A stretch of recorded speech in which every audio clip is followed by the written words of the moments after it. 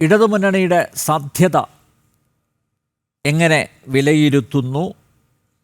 നിങ്ങൾ ആദ്യം ഒരു സ്വതന്ത്ര സ്ഥാനാർത്ഥിയൊക്കെ ആയിരുന്നു തേടിക്കൊണ്ടിരുന്നത്. പിന്നീട് CPM സംസ്ഥാന സെക്രട്ടേറിയറ്റ് അംഗത്തെ തന്നെ നിർത്താൻ തീരുമാനിച്ചു. എം സ്വരാജ് നിലമ്പൂരുകാരനാണ്. പക്ഷേ ആദ്യം ഇങ്ങനെ ഒരു ഉപതെരഞ്ഞെടുപ്പ് വരുന്നുണ്ടെന്ന് അറിഞ്ഞപ്പോൾ തന്നെ എം സ്വരാജിനെ കുറിച്ച് ആലോചിക്കാമായിരുന്നു. അതുണ്ടായില്ല. ഏറ്റവും ഒടുവിലാണ് അങ്ങനെ ഒരു തീരുമാനത്തിലേക്ക് എത്തിയത്. ഇവിടെ പിണറായി ഭരണം അത് വിലയിരുത്തില്ലേ? LDFിനെ സംബന്ധിച്ചിടത്തോളം നിലമ്പൂർ ഒരു ഈസി വാക്ക് ഓവർ ആണോ? ഏതൊരു തെരഞ്ഞെടുപ്പും ഒരു രാഷ്ട്രീയ സമരമായിട്ടാണ് CPM-ഉം ഇടതുപക്ഷവും കാണാറുള്ളത്. അപ്പൊ അത്തരത്തിലൊരു രാഷ്ട്രീയ സമരത്തിലാണ് ഇടതുപക്ഷം ഇപ്പോൾ നിൽക്കുന്നത്. ഈ തെരഞ്ഞെടുപ്പിനെ സമീപിക്കുമ്പോൾ നിശ്ചയമായും നമുക്ക് തുറന്നു സമ്മതിക്കേണ്ടി വരും. ആന്റി ഇൻക്യുബേഷൻ ഫാക്ടർ ഈ സംസ്ഥാനത്തുണ്ട് എന്ന അർത്ഥത്തിൽ വ്യാപക പ്രചരണം നടത്തുന്ന വലതുപക്ഷ മാധ്യമങ്ങളും വലതുപക്ഷത്തെയും ഈ തെരഞ്ഞെടുപ്പിനെ നേരിടേണ്ടത് അത്തരമൊരു സമീപനത്തിലൂടെയാണ്. പക്ഷെ ഇടതുപക്ഷ ഗവൺമെന്റ് കഴിഞ്ഞ 9 വർഷക്കാലം അവതരിപ്പിക്കപ്പെട്ടിട്ടുള്ള ഗവൺമെന്റിന്റെ നേട്ടങ്ങൾ എണ്ണി പറഞ്ഞുകൊണ്ടാണ്, പ്രോഗ്രസ് റിപ്പോർട്ട് അവതരിപ്പിച്ചുകൊണ്ടാണ് ഈ തെരഞ്ഞെടുപ്പിനെ നേരിടുന്നത് എന്ന ഏറ്റവും വലിയ രാഷ്ട്രീയ ചോദ്യം നിലമ്പൂരിലുണ്ട്. 2, തെരഞ്ഞെടുപ്പിൽ ഞങ്ങൾ സ്ഥാനാർത്ഥികളെ നിശ്ചയിക്കുക എന്ന് പറയുന്നത് എപ്പോഴും ഏതൊരു രാഷ്ട്രീയ പ്രസ്ഥാനത്തെ പോലെയും വളരെ കൃത്യമായി തെരഞ്ഞെടുപ്പിലെ എതിർ സ്ഥാനാർത്ഥികളുടെ ദിശ നോക്കി മാത്രം തന്നെയാണ് ഇടതുപക്ഷവും സ്ഥാനാർത്ഥികളെ നിശ്ചയിക്കുക. എം സ്വരാജിന്റെ പേര് തുടക്കം മുതൽ കേട്ടിരുന്നുവെങ്കിലും പലതരത്തിലുള്ള തീരുമാനത്തിന്റെ ഒടുവിൽ പാർട്ടി ഏകകണ്ഠമായി എത്തിച്ചേരുന്നത് വരെ ആ തെരഞ്ഞെടുപ്പിൽ UDFന് വലിയ പ്രതീക്ഷ നൽകുന്ന മണ്ഡലമായിരുന്നു നിലമ്പൂർ. സ്വരാജ് സ്ഥാനാർത്ഥിയായി വന്നതോടുകൂടി അവിടെ ചിത്രം മാറി എന്നുള്ളതാണ് വസ്തുത.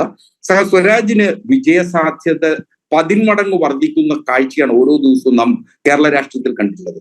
ശ്രീ PV അൻവറിന്റെ ഇപ്പോൾ തെരഞ്ഞെടുപ്പ് സ്ഥാനാർത്ഥിത്വം അടക്കം അത് ഗുണം ചെയ്യുക നിശ്ചയമായും ഇടതുപക്ഷത്തിലാണ്. മാത്രമല്ല, കാലാകാലങ്ങളായി മുസ്ലിം ലീഗും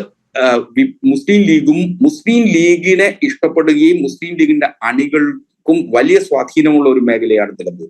ശ്രീ ആര്യടൻ മുഹമ്മദ് അടക്കം, ശ്രീ ആര്യടൻ ഷൗക്കത്ത് അടക്കം നിരന്തരം മുസ്ലിം ലീഗുമായി കലഹിച്ചുകൊണ്ടിരിക്കുകയാണ്. ഏറ്റവും ഒടുവിൽ ഇന്ന് UDFന്റെ കൺവെൻഷൻ, ഇപ്പോ ലീഗിൻ്റെതായിട്ടുള്ള ഒരു വ്യാഖ്യാനം അക്കാര്യത്തിൽ വന്നിട്ടുണ്ട്. UDF കൺവെൻഷനിൽ മലപ്പുറത്തെന്നല്ല, മറ്റ് സമീപ ജില്ലകളിൽ നടന്നിട്ടുള്ള മുഴുവൻ തെരഞ്ഞെടുപ്പ് കൺവെൻഷനുകളും പാണക്കാട് കുടുംബാംഗങ്ങളിൽ ആരെങ്കിലും ഒരാൾ പങ്കെടുക്കുന്ന പതിവുണ്ട്. ഈ കൺവെൻഷനിൽ പാണക്കാട് കുടുംബത്തിൽ നിന്ന് ഒരാൾ പോലും പങ്കെടുത്തില്ല. അതിനിപ്പോ അവർ വിശദീകരണം വന്നിട്ടുണ്ട്. പ്രധാനപ്പെട്ട 2 പാണക്കാട് കുടുംബാംഗങ്ങൾ വിദേശത്തും ആയതുകൊണ്ടും മറ്റൊരാൾക്ക് ഒഴിച്ചുകൂടാനാവാത്ത അസൗകര്യം ഉള്ളതുകൊണ്ടുമാണ് പങ്കെടുക്കാൻ കഴിയാതിരുന്നത് വിശദീകരണം വന്നിട്ടുണ്ട്. യഥാർത്ഥത്തിൽ അതല്ല വിഷയം. ആര്യടൻ ഷൗക്കത്തിന്റെ സ്ഥാനാർത്ഥിത്വവുമായി ബന്ധപ്പെട്ട് നിശ്ചയമായും ലീഗ് അണികൾക്കിടയിലും ലീഗ് നേതാക്കന്മാർക്കിടയിലും കൃത്യമായ അഭിപ്രായ വ്യത്യാസമുണ്ട്. പക്ഷെ അവർക്ക് അത് തുറന്നു പറയുന്നതിന്, അവരുടെ മുന്നണി സംവിധാനത്തിൽ നിന്നുകൊണ്ട് പറയുന്നതിന് ബുദ്ധിമുട്ടുണ്ട്. അതുപോലെ ശ്രീ PV അൻവറിനെ ഘടകകക്ഷി ആക്കാതിരുന്നതിന്റെ പേരിൽ ലീഗിന് വലിയ തോതിൽ അസംതൃപ്തിയുണ്ട്. ആ അസംതൃപ്തി ഒക്കെ തന്നെ ഇടതുപക്ഷത്തിന് ഗുണമാകും എന്ന സാഹചര്യമാണ് വന്നിട്ടുള്ളത്. അൻവറിന്റെ സ്ഥാനാർത്ഥിത്വം പോലും ഇടതുപക്ഷത്തിന് ഗുണം ചെയ്യും എന്ന പ്രതീക്ഷയാണ് നിശ്ചയമായും നമുക്ക് കാണാൻ കഴിയുക. മാത്രമല്ല, സംസ്ഥാനത്ത് കഴിഞ്ഞ 9 കൊല്ലത്തെ വികസന നേട്ടങ്ങൾ നിശ്ചയമായും ചർച്ച ചെയ്യപ്പെടും. അങ്ങനെ ചർച്ച ചെയ്യപ്പെടണമെന്നേ നിലമ്പൂരിൽ വന്നിട്ടുള്ള മാറ്റങ്ങൾ. അല്ല, PV അൻവർ പറഞ്ഞത് അവിടെ വികസനം കൊണ്ടുവരുന്നതിന് തടസ്സം നിന്നത് CPM ജില്ലാ സെക്രട്ടറി ആണ് എന്നാണ് അദ്ദേഹം ആവർത്തിച്ച് പറഞ്ഞത്. അപ്പൊ അവിടെ വികസന മുരടിപ്പ് ഉണ്ടെങ്കിൽ അതിന്റെ ഉത്തരവാദിത്തം CPM-ന് കൂടിയല്ലേ? അങ്ങനെയല്ല.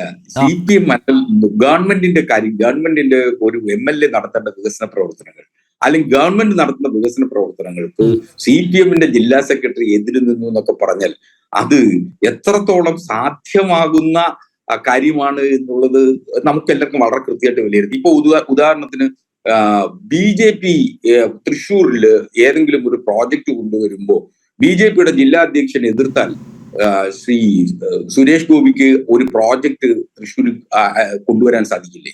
സാധിക്കും, നിശ്ചയമായി സാധിക്കണം. അതിനാണല്ലോ ജനപ്രതിനിധികളുടെ പ്രത്യേകത എന്ന് പറയുന്നത്. അപ്പൊ അത് ഒരു തരത്തിലും അത്തരത്തിൽ മാത്രമേ കാണൂ. ശ്രീ ജയസൂര്യന്റെ ഒക്കെ ആത്മവിശ്വാസം നല്ലതാണ്. കാരണം നിലമ്പൂർ പോലുള്ള ഒരു മണ്ഡലത്തിൽ നിയമസഭാ തെരഞ്ഞെടുപ്പുകളുടെ ചരിത്രം പരിശോധിച്ചാൽ 10,000-ന് മുകളിൽ നാളിതുവരെ BJDS മത്സരിക്കുമ്പോഴോ കടന്നെത്താൻ കഴിഞ്ഞിട്ടില്ല. കഴിഞ്ഞ പാർലമെന്റ് തെരഞ്ഞെടുപ്പിന്റെ 2 ഘട്ടങ്ങളായി നടന്ന പാർലമെന്റ് തെരഞ്ഞെടുപ്പിൽ മാത്രമാണ് 17,000 വോട്ട് ആദ്യത്തെ പാർലമെന്റ് തെരഞ്ഞെടുപ്പിൽ ലഭിച്ചു. രണ്ടാമത് നടന്ന ഉപതെരഞ്ഞെടുപ്പിൽ അത് 13,000-ലേക്ക് കുറഞ്ഞിട്ടുണ്ട് നിലമ്പൂർ മണ്ഡലത്തെ സംബന്ധിച്ച്. അപ്പോ നിലമ്പൂർ സ്വാഭാവികമായും നിശ്ചയമായും BJPക്ക് ഒരു കള്ളമുള്ള സ്ഥലമായിരുന്നില്ല. BJP ഒരു കാരണവശാലും മത്സരിക്കുന്നില്ല എന്ന് തീരുമാനിച്ചിരുന്നതാണ്. അപ്പോ CPM-ഉം BJPയുമായി ഏതോ അവിശുദ്ധ ബന്ധമുണ്ട് എന്ന അർത്ഥത്തിൽ വോട്ട് മറിക്കാൻ പോകുന്നു എന്ന അർത്ഥത്തിലുള്ള ആ ഒരു അപഖ്യാതി ഈ സ്ഥാനാർത്ഥിത്വത്തിലൂടെ കൃത്യമായി കടന്നു. പക്ഷെ ഇതിലൊരു വലിയ പ്രത്യേകത കൂടിയുണ്ട്. ഈ സ്വാഭാവികമായും മാർത്തോമാ സമുദായാംഗം കൂടിയായിട്ടുള്ള ഒരാളെ മത്സരിപ്പിക്കുക വഴി BJP ലക്ഷ്യമിടുന്നത് മധ്യ തിരുവിതാംകൂറിനെയാണ് എന്നുള്ളതാണ് ആ സന്ദേശമായിട്ട് വേണം കണ്ടത്. ജയിക്കാൻ സാധ്യതയില്ലാത്ത ഒരു തെറ്റ് പറയാൻ പറ്റുമോ? ജയിക്കാൻ സാധ്യതയില്ലാത്ത രാഷ്ട്രീയ പാർട്ടി ആവുമ്പോ എല്ലാ സാധ്യതകളും നിശ്ചയമായും അതൊരു സാധ്യത തന്നെയാണ്. അതിനെ അങ്ങനെ തെറ്റ് പറയാൻ കഴിയില്ല. കാരണം വരാൻ പോകുന്ന തദ്ദേശ സ്വയംഭരണ സ്ഥാപനങ്ങളിലേക്കുള്ള തെരഞ്ഞെടുപ്പ്, അതുപോലെ തന്നെ നിയമസഭാ തെരഞ്ഞെടുപ്പൊക്കെ മുന്നിൽ കണ്ടുകൊണ്ട് ക്രിസ്ത്യൻ സമുദായത്തെ തീണ്ടാപ്പാടകലെ നിർത്തിയിരുന്ന BJPക്ക് കേരളത്തിൽ ക്രിസ്ത്യൻ സമുദായങ്ങളെ ഇത്തരത്തിൽ തെരഞ്ഞെടുപ്പിൽ മത്സരിപ്പിക്കുക എന്ന് പറയുന്നത് അതൊരു രാഷ്ട്രീയ വിജയം തന്നെയാണ്. അതിനെ ഒന്നും അത്തരത്തിൽ വില കുറച്ച് കാണാൻ ഞാൻ തയ്യാറുമില്ല. അതൊരു നിശ്ചയമായും ഒരു മൂവ്മെന്റ് ആണ്. ആ മൂവ്മെന്റ് ഒരിക്കലും നിലമ്പൂരിന് വേണ്ടിയല്ല. ആ മൂവ്മെന്റ് എന്ന് പറയുന്നത് മധ്യ തിരുവിതാംകൂറിനെ ഫോക്കസ് ചെയ്തുകൊണ്ടുള്ള ഒരു മൂവ്മെന്റ് ആണ്. അത് തിരിച്ചറിയാനുള്ള വിവരവും അത്തരത്തിലുള്ള കാഴ്ചപ്പാടും ക്രിസ്ത്യൻ സമുദായങ്ങൾക്കുണ്ട്.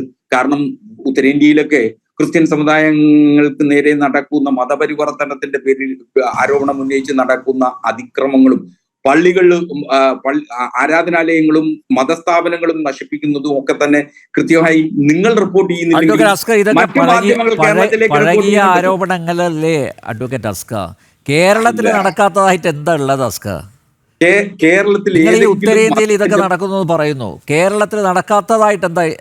മതത്തിന്റെ പേരിൽ കേരളത്തിൽ മതത്തിന്റെ പേരിൽ ഏതെങ്കിലും തരത്തിലുള്ള ആക്രമണം നടത്തുന്നതായി അങ്ങേക്ക് ചൂണ്ടിക്കാണിക്കാനാവൂ? വെറുതെ അങ്ങേക്ക് അത് പറയാനാവും, പക്ഷെ ഇതുപോലെ അങ്ങേക്ക് ചൂണ്ടിക്കാണിക്കാനാവില്ല. ഈ കേരളത്തിൽ ഇത്രയധികം മതസൗഹാർദ്ദത്തോടു കൂടി മനുഷ്യൻ ജീവിക്കുന്നത് മറ്റൊരു സംസ്ഥാനം ഇന്ത്യയിലുണ്ട് കേരളം പോലെ. എല്ലാ മനുഷ്യരും തുല്യരായി കാണുന്ന തരത്തിൽ കേരളത്തെ മാറ്റിമറിക്കുന്നതിന് ഇടതുപക്ഷത്തിന് വലിയ പങ്കുണ്ടെന്നേ. മതസൗഹാർദ്ദമുണ്ട്, പക്ഷെ അതിന്റെ അട്ടിപ്പേറ് അവകാശം ഇടതുപക്ഷത്തിനാണോ? അല്ല, അതിൽ ഇടതുപക്ഷത്തിന് ഭരിക്കുന്നത് കൊണ്ട് അല്ലെങ്കിൽ ഇടതുപക്ഷം ഭരിക്കുന്നത് കൊണ്ടാണ് ഇവിടെ എല്ലാവരും സമാധാനത്തോടെ ജീവിക്കുന്നത്. അങ്ങനെ ഒരു നറേറ്റീവ് അതിനെന്തടിസ്ഥാനമുള്ളത്? അല്ല, അങ്ങേക്ക് പോലും ഒരു ഇടതുപക്ഷ മനസ്സുണ്ട്. ആ ഇടതുപക്ഷ മനസ്സാണ് നിശ്ചയമായും കേരളത്തിന്റെ ഏതായിട്ടുള്ള ഇത്തരം മതസൗഹാർദ്ദത്തിന്റെയും മതത്തിന്റെ പേരിൽ പരസ്പരം പഴിചാരലുകൾ ഇല്ലാത്തതുമായിട്ടുള്ള ഒരു സംസ്ഥാനമായി മാറുന്നത്. അതിൽ CPM-നും ഇടതുപക്ഷത്തിനും കൃത്യമായി ഒരു പങ്കുണ്ട്. ആ പങ്കൊന്നും നിഷേധിക്കാനൊന്നാവില്ല. അപ്പോ അങ്ങനെ ഞാൻ ഒരു കാര്യം കൂടെ ചൂണ്ടിക്കാണിച്ചോട്ടെ. നേരത്തെ താങ്കൾ പറഞ്ഞു പാണക്കാട് കുടുംബത്തിൽ നിന്ന് ആരും പങ്കെടുത്തില്ല ഇന്ന് UDF-ന്റെ തെരഞ്ഞെടുപ്പ് കൺവെൻഷനിൽ. എന്തൊക്കെയോ അസ്വാരസ്യങ്ങളുണ്ട് എന്നാണ് താങ്കൾ ഉദ്ദേശിച്ചത്. പക്ഷെ നോക്കൂ, പാണക്കാട് തങ്ങളെ പരസ്യമായി വിമർശിച്ച പിണറായി വിജയൻ അക്കാര്യം ഇന്ന് KC വേണുഗോപാൽ കൺവെൻഷനിൽ എടുത്തു പറയുകയും ചെയ്തിട്ടുണ്ട്. അപ്പോ പാണക്കാട് തങ്ങളൊരു മത നേതാവ് എന്ന നിലയിലല്ല ഇടതുപക്ഷം കാണുന്നത്. തങ്ങൾ കുടുംബത്തെ കാണുന്നതും തങ്ങളുടെ രാഷ്ട്രീയത്തെ വിമർശിക്കുകയും ചെയ്യുന്നത് ഏതെങ്കിലും തരത്തിൽ വലിയ തോതിൽ ആക്രമണമായിട്ട് കാണാൻ കഴിയുമോ? അദ്ദേഹം ഒരു ആത്മീയ നേതാവ് എന്ന അർത്ഥത്തിലല്ല ആക്രമിക്കപ്പെട്ടിട്ടുള്ളത്. അദ്ദേഹം ഒരു രാഷ്ട്രീയ നേതാവ് എന്ന നിലയിലാണ് ആക്രമിക്കപ്പെട്ടിട്ടുള്ളത്. സോ പിണറായി പല ഘട്ടങ്ങളിലും ഇത്തരത്തിൽ ഏതു വിശുദ്ധത അവകാശപ്പെടുന്ന ഏതു വ്യക്തികളെയും ആക്രമിച്ചിട്ടുണ്ട്. അത് BJPയുടെ നേതാക്കന്മാരെയും അതുപോലെ തന്നെ ഹൈന്ദവ സന്യാസിമാരെയും അതുപോലെ ക്രിസ്ത്യൻ മതവിശ്വാസി പൗരോഹിത്യത്തിനെയും ഒക്കെ തന്നെ വിമർശിച്ചിട്ടുണ്ട്. ആ വിമർശനത്തിന്റെ കൂടെ തന്നെയാണ് ഇതും വന്നിട്ടുള്ളത്. അല്ലാതെ പുതിയൊരു സംഭവ വികാസമായി ഇതിനെ കാണേണ്ട കാര്യമില്ല. അതിപ്പോ ഇന്ന് KC വേണുഗോപാൽ പറഞ്ഞു വെച്ചു എന്നേ ഉള്ളൂ. പക്ഷേ മുസ്ലിം ലീഗ് അണികൾക്ക് നേരെ മുസ്ലിം ലീഗിന്റെ പ്രവർത്തകരെ, മുസ്ലിം ലീഗിന്റെ നേതാക്കന്മാരെ ശ്രീ ആര്യൻ ചൗക്കത്തും അതുപോലെ തന്നെ ശ്രീ ആര്യാടൻ മുഹമ്മദും ആക്രമിച്ചതുപോലെ ഏതെങ്കിലും ഘട്ടത്തിൽ ഇടതുപക്ഷം പോലും ആക്രമിച്ചിട്ടില്ല നിലമ്പൂർ എന്നുള്ളതാണ് വസ്തുത. നിലമ്പൂരിന്റെ ഒരു ഒറ്റ കാര്യം കൂടി നിലമ്പൂരിൽ ആര് തമ്മിലാണ് മുഖാമുഖം ഏറ്റുമുട്ടുന്നത്? ഇടതുപക്ഷവും LDF-ഉം UDF-ഉം തന്നെയാണ് അല്ല, നിങ്ങളുടെ ഏറ്റവും വലിയ അഡ്വാൻറ്റേജ് എന്താണ്? അല്ല, ഞാൻ മനസ്സിലാക്കുന്നത് ഭരണത്തിന്റെ മികവ് തന്നെയാണോ?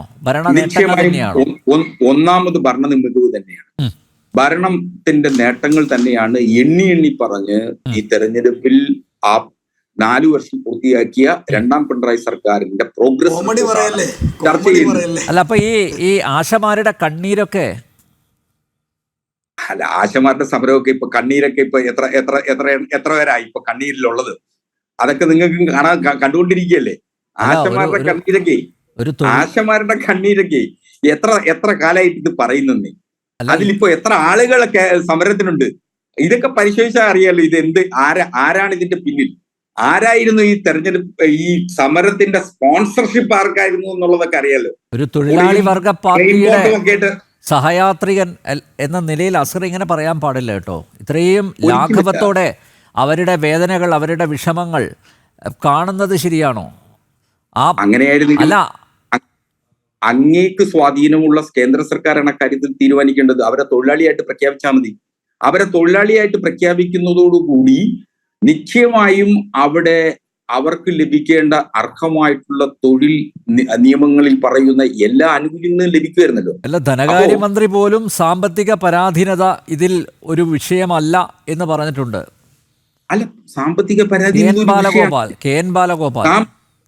അല്ല, സാമ്പത്തിക പരാധീനത മാത്രമല്ല, സംസ്ഥാനത്തിന് ലഭിക്കേണ്ട അർഹമായിട്ടുള്ള വിഹിതം ഇക്കാര്യത്തിൽ കേന്ദ്ര പ്രൊജക്റ്റ് ആണല്ലോ. ഇത് സംസ്ഥാന ഗവൺമെന്റിന്റെ പ്രോജക്റ്റ് അല്ല.